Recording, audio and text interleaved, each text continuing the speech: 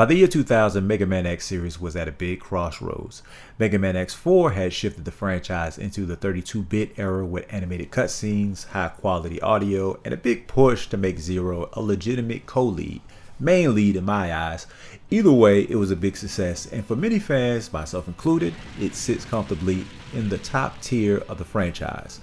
But behind the scenes, Capcom was gearing up to make the final Mega Man X game, Mega Man X5.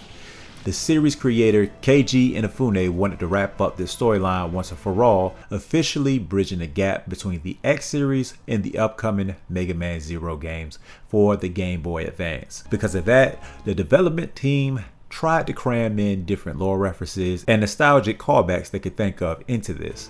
The developers also added new mechanics, which is a mixed bag. So let's take a look at Mega Man X5, how it tries to send off an era, and whether or not it stands as a worthy conclusion or not. I'm pretty sure you already know the answer to this, but here's my take on it. The story kicks off with a global crisis. Sigma has infected the big space colony Eurasia with a Maverick virus, putting it on a direct collision course with Earth. If it hits, it's total extinction for humans and Reploids alike. To stop it, the Maverick hunters have an old deactivated particle cannon called the Enigma and a backup plan involving a space shuttle. To power these weapons, you have to hunt down 4 Mavericks for the Enigma parts and another 4 Mavericks for the shuttle parts. And this is where Mega Man X introduces its most controversial mechanic: the 16-hour countdown timer and random number generator. Every time you go to a stage, 1 hour ticks off the clock. If the clock hits 0, Eurasia crashes and you get the bad ending. The issue here is when you fire the Enigma or launch the shuttle, the success rate is completely randomized. Putting that type of randomness into a skill-based platformer is not a good choice.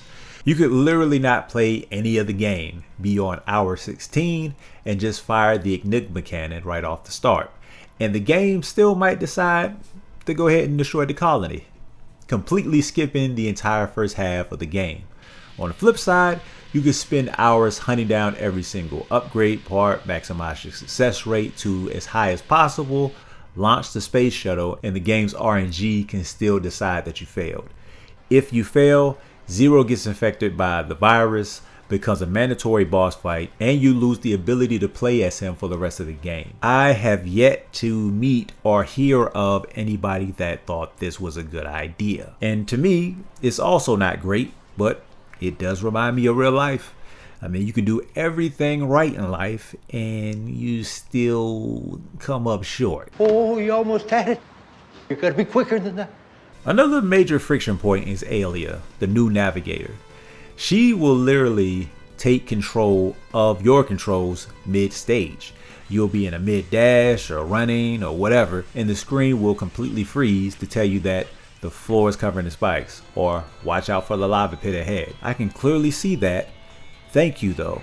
If this was just the first stage, it would at least be bearable, but she does this for all 8 Maverick stages as well. Anyway, speaking of the presentation, we need to talk about what happened to the production values. X4 gave us fully animated cutscenes and voice acting. Love them or hate them, those cutscenes gave the game extra polish. In X5, the story is told through 2D artwork with scrolling text boxes under them. There isn't even any voice acting in this game for the characters during these moments either, or at least not in the English version. They couldn't even be bothered to do an animated cutscene for the game's intro. At best, you get JPEG sliding from one spot to another. Oh, wait, I forgot. They do have one scene of animation in this game, and that is of Zero opening his eye. Not even his eyes, just his one eye. This feels incredibly cheap and a big step backward for a sequel that was supposed to be the finale of a series. The narrative also changes how it handles villains. In previous games, Sigma usually had a distinct underling or a secondary group running the show for them, like the X-Hunters in X2 or the Rebel Force in X4. This time around, Sigma doesn't have an underling. Instead, he has a mercenary named Dynamo. Dynamo is just here to help waste time and tick hours off the countdown. He shows up a couple of times throughout the campaign to challenge you to a duel, but he doesn't have any real connection to the plot. He's just a roadblock. I don't technically have a problem with Sigma being the only threat in the game, but I do wish he was more constant throughout the game. But he's not, so let's just work with what we got. Coming off of that and actually talking about some of the stages, let's go ahead and start off with the intro stage. Just like in Mega Man X1, X5 starts off on a ruined, futuristic highway. Sky structures are falling, the city's in shambles, and you are immediately thrown into chaos. At the end of the stage, you fight a giant floating Sigma head. It's an easy warm-up encounter, but once you defeat him, he explodes and intentionally spreads the Sigma virus across the entire planet. This intro stage also brings up a choice for your primary character. Unlike X4, where you choose X or 0 in the main menu and you are committed to that campaign for the entire run, X5 lets you choose your character before every stage. If you select X for the intro stage, you start off the game in the 4th armor, which is a slightly tuned down version of the powerful armor set in X4. It gives you the hover mobility, the air dash, the plasma buster shot right out of the gate. But if you choose 0 at the intro of the stage, the game will let you know that X armor was severely damaged and you can't use the 4th armor throughout the playthrough. Instead, what you'll get is a buster shot for 0. Having the 4th armor is easily the better choice unless you don't plan on playing as X at all. Instead of talking about the 8 Maverick stages, I want to lean more into the bosses themselves. Their dialogue changes depending on if you have X or 0, but also on if you need their part or not. Example, you fight Crescent Grizzly but don't need his part because you already fired the Enigma. I thought that was a nice touch. Another thing is that these encounters have lore and personal drama added. Crescent Grizzly doesn't just fight 0 because of the virus. He hates him because they previously fought before and left him with severe battle scars. Vault Kranken quit the Hunters because he got sick of being a corporate tool. Spiral Pegasus demands a duel to honor the memory of Colonel, and he might scream at 0 depending on if your Razor has crashed or not. Dark Necrobat can smell the wily virus leaking out of 0. He talks about how they should retire the Mavericks together, or the Rep Lords. Somebody should have double checked the dialogues to make sure they all make sense. Going back to the boss fights, X5 in general is a mixed bag on how artificial intelligence is programmed, because it falls back into the uneven balance and design of the X series that has been there since the beginning.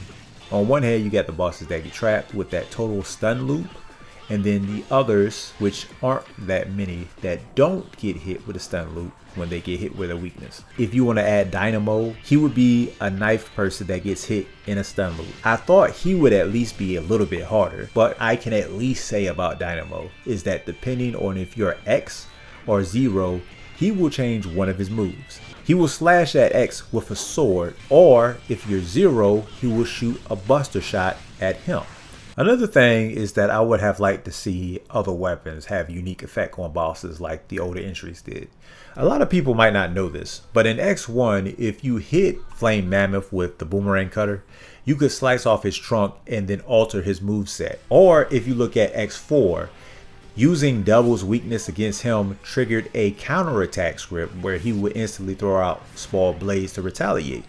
X5 doesn't experiment with any of those, and it feels like a missed opportunity for the game. Aside from the weapons, the actual moment-to-moment gameplay introduces a few big mechanical changes to your baseline movement kit, most notably the ability to duck. I don't really think I need to explain why it's nice to be able to duck under attacks, so I'll leave it there. Then you have the new Hunter rank and part system, which completely changes how character progression works.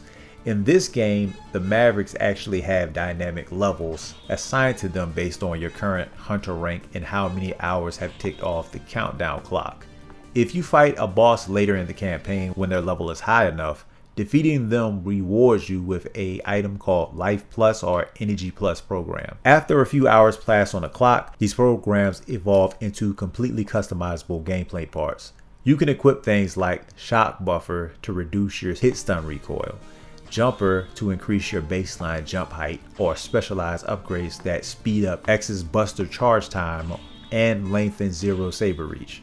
I like the depth that this adds to your playstyle, but the implementation is incredibly cryptic. The game never explicitly tells you that choosing Life Plus or Energy Plus unlocks completely different gear under the hood, and you can easily lock yourself out of the best upgrades in the game if you don't use the guide. One of the core hallmarks of the Mega Man X franchise is hunting down Dr. Light's hidden capsules to piece together a specialized armor set. Because in X5 you can't equip individual armor parts, Dr. Light gives you a blueprint program. You have to find all 4 matching pieces for a specific armor set before you can ever equip it at the stage select screen. This means you can hunt down 3 hidden capsules, but they remain completely useless until you track down the final piece. So it kills the sense of reward. I get that you wouldn't want to have them become available instantaneously because you have 3 different sets of armor instead of 1 right now. And if, for example, you have on the Falcon leg parts and you find the Giga leg parts, you don't want the part to automatically switch when you go inside the capsule. I still don't get why you shouldn't be able to put on what you have at the stage select though. Either way, the 2 armor sets look fine, but they're hyper situational. The Falcon armor is the better one of the 2. This set is entirely built around mobility. The leg parts grant you total free directional flight for a few seconds, turning platforming challenges into no challenge at all. Also, you're invincible. The downside is that your buster shot is replaced with a smaller shot. You also can't charge special weapons. The Gaia armor is a tank set. It cuts damage in half, lets you push big green blocks around to solve environmental puzzles, and most importantly, it makes you completely immune to instant death spikes.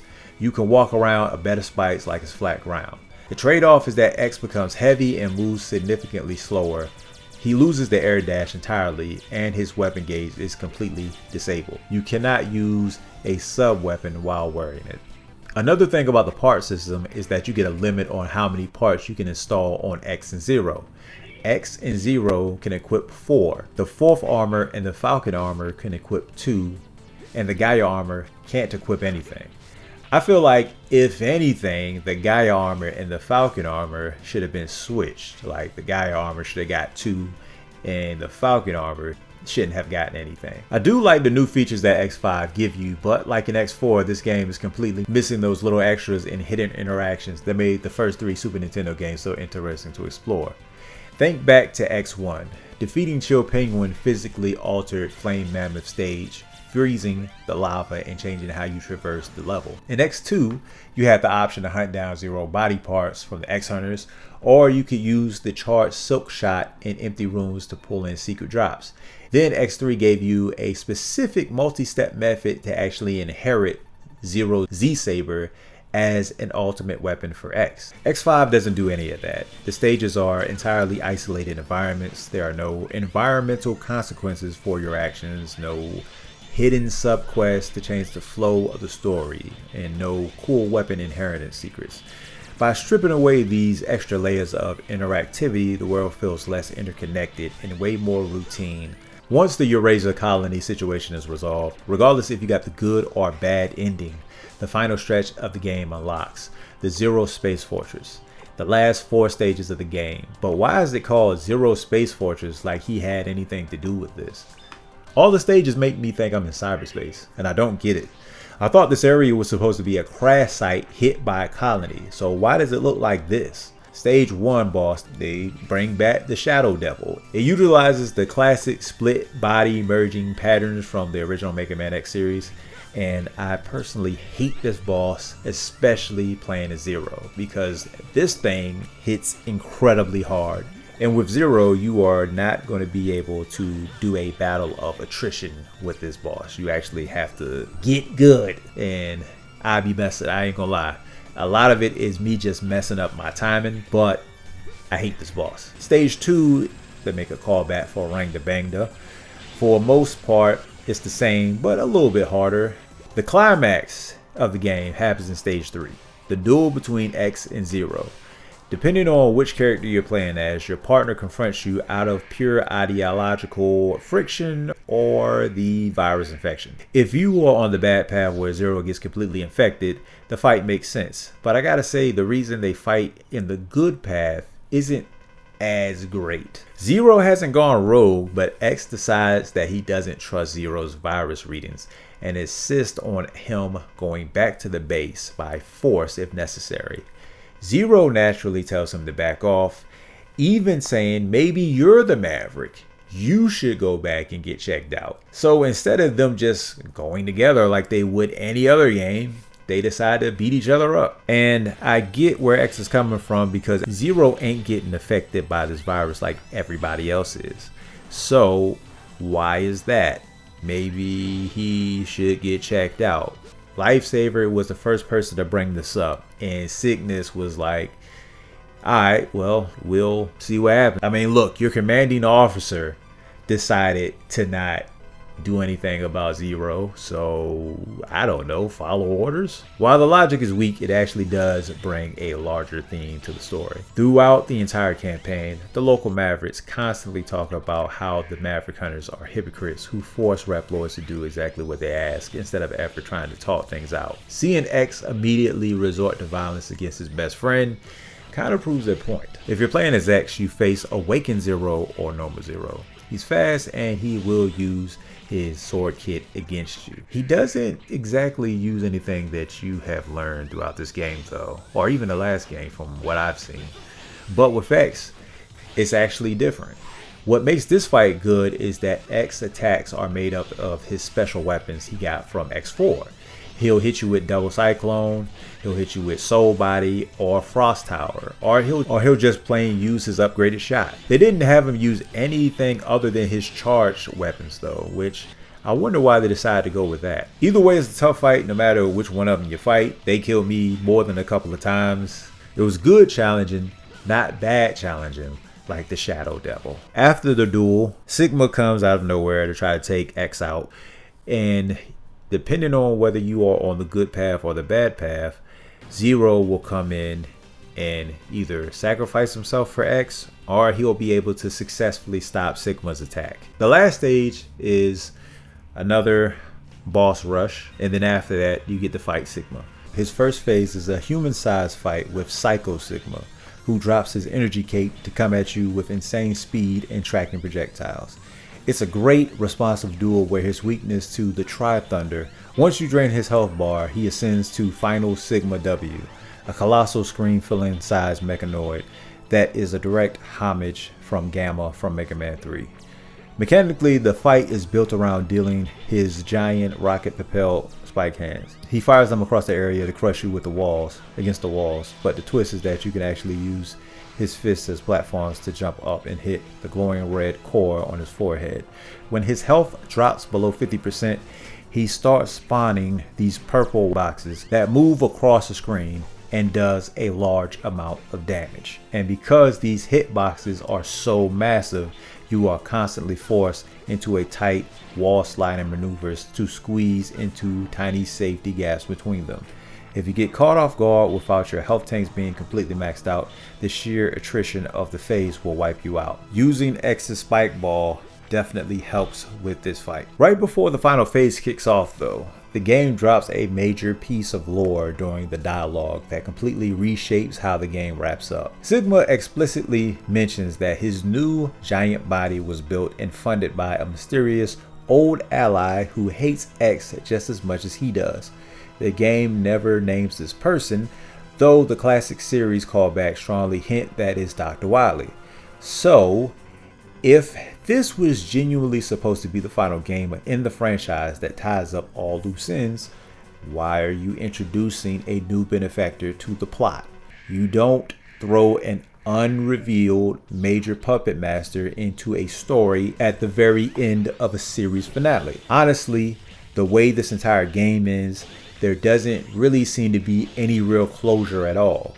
Because they just left that puppet master thread hanging, you could easily make another game completely without Sigma. If nothing else, this should have at least been Sigma's last game. If the development team truly wanted this to be a series finale, they should have let X die right along with Sigma when he was defeated. Or have Zero, X, and Sigma all die right there together. Have some type of dialogue between both characters as they're dying. The Sigma virus got merged into the Zero virus, and the Zero virus, I don't know, they made a patch for it with Zero's data back at HQ. At least that would have felt more definitive. Instead, the actual endings feel loose. If you get the good route, Zero sacrifices himself, X inherits the Z-Saber, and he vows to keep fighting. If you get the bad route, X is repaired, but Dr. Light wipes his memory of Zero ever existing. And what makes that funny is that, okay, he erased X memory, right? But he didn't erase Zero from anybody else's memory. Now just think about that for a second. Imagine being back at HQ sometime after the final battle, and somebody just says, man, I really do wish Zero was here right now. And then X just be like, who? Then everybody turn around, look at him like, Zero, fool, who you think I'm talking about? And that scene also brings up another question. How exactly did Dr. Light fix X? X is lying there completely obliterated. It is heavily implied that Dr. Light's spirit or consciousness is the one talking to him, pulling him back from the brink of death. But how is he there to do that? Is he just living inside of X's internal software now because of all the armor upgrades? He's just been hiding out in his code the entire time or something? It makes you realize that even in the supposed series finale, instead of tying everything up, they would rather give you a this happened just because answer. Now, while the gameplay mechanics and story layout can be highly uneven, the one area where Mega Man X absolutely delivers is the audio design. Composers like Naoto Tanaka, Kanjino, and Suyun Kuto put together a unified high-octane electronic rock soundtrack that ranks among the best on the PlayStation 1. Some of the highlights for me are Spiral Pegasus theme, Vault Kraken's theme definitely grew on me, and the boss theme, like in X4, also stands out to me as well.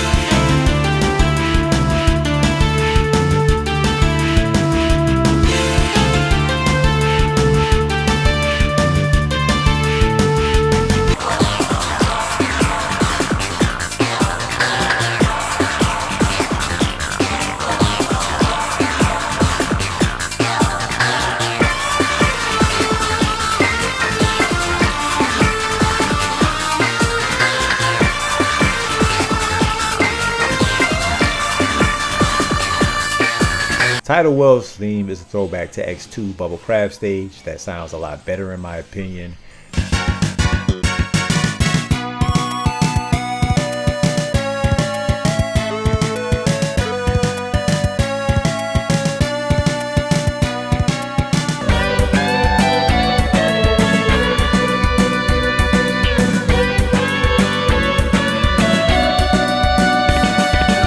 Ring the Bangda is another callback. This time from X1.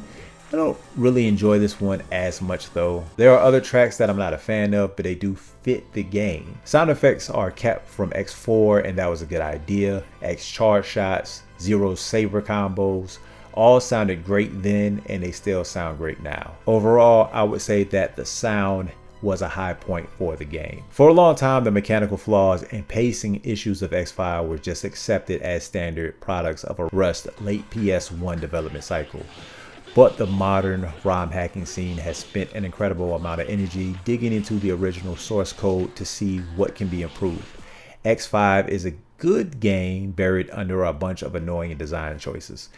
Community initiatives like the Mega Man X5 Improvement Project completely rewrite the worst aspects of the gameplay loop. The absolute biggest upgrade here is that programmers were able to shut Alia up. Now talking to her is optional with a button prompt at the bottom of the screen. More importantly, these fan-made modifications got rid of the randomized progression loops. They adjusted the code for the Enigma cannon and the space shuttle launch so that the success rates are strictly tied to how many upgrade parts you actually collected. They also adjusted the character selection from the intro stage. You can unlock the fourth armor and keep Zero's Buster no matter who you pick. There are more changes like being able to skip cutscenes and some scroller stages that have been sped up. All in all, it's a very nice amount of improvements that go a long way to making this game enjoyable. Talking about improvements, I got my own that I think would have made the game better. Think about how the virus functions right now. It floats around the stages, and if you touch it enough times, X takes damage while Zero gets a temporary invincibility buff. It's just a stage hazard. But imagine if the developers turned this into the way you got the bad ending.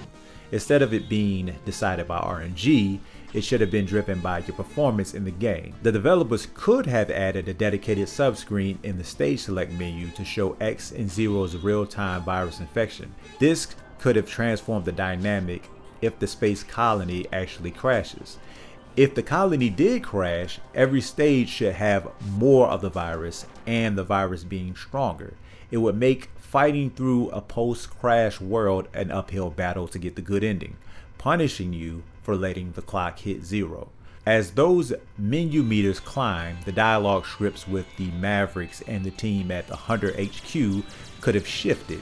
Your characters would become noticeably more aggressive. Now, because X is an advanced prototype built by Dr. Light, he can't copy standard Reploids and go full Maverick, but having the virus attack his systems would make his programming give him an uncharacteristic aggression. It would also make Zero's standard dialogue make a lot more sense, because he already comes off incredibly defensive and blunt when talking to the Mavericks. And this is exactly where Zero's black armor could come in perfectly into the lore. Instead of just being a cheat code that gives you a flat defensive buff, the black armor also could have been a physical manifestation of the virus. It would give the player a double-edged sword. You get more power, but at the cost of driving Zero closer to going rogue and getting the bad ending. Beyond the virus system, the Gaia armor, given its setbacks, should have been an absolute powerhouse. You already lose sub-weapons, so they should have compensated that with more raw power. Also, maybe utilize this armor with more shortcuts or ways to get parts. After beating Tidal Whale stage for the first time, it should not have been an auto-scroller anymore. Why does Sigma care so much about Zero? Sigma being obsessed with the Maverick virus makes sense because it mutated from Zero's original capsule, but dropping hints about his benefactor who built Sigma's final body is a complete waste if it doesn't tie directly into the next game. This story up for X6 to be the end. I mean, honestly, in general, this whole storyline feels more like Sigma basically saying to Zero, everything I do it for you. Mega Man X5 is a good game, but it is deeply flawed. It is a title that is fighting against the cheapness of Capcom. The sprite work, audio mixing, and the core combat loop between X and Zero is all good in my opinion, but the unskippable navigator text boxes, randomized progression systems, and other minor annoyances make this game what it is today. It sits somewhere in the middle of my ranking for the franchise. It's not a complete disaster like X6 or X7 turned out to be, but it's a step down from the other games that came before it. Thanks for watching. If you enjoyed the video, click the like button and possibly subscribe because I'm trying to keep these retrospectives coming on a consistent schedule. What did you enjoy most about this game? Let me know in the comment section below. I'll have X6 coming out soon, but X7, I really don't feel like doing that game, but I guess I should. If you haven't yet, check out some of my other Mega Man X retrospectives. Or if you're interested in something different, check out my retrospective on Ken Satan. Imagine Zero as a samurai fighting demons. Either way, I'll see you in the next video.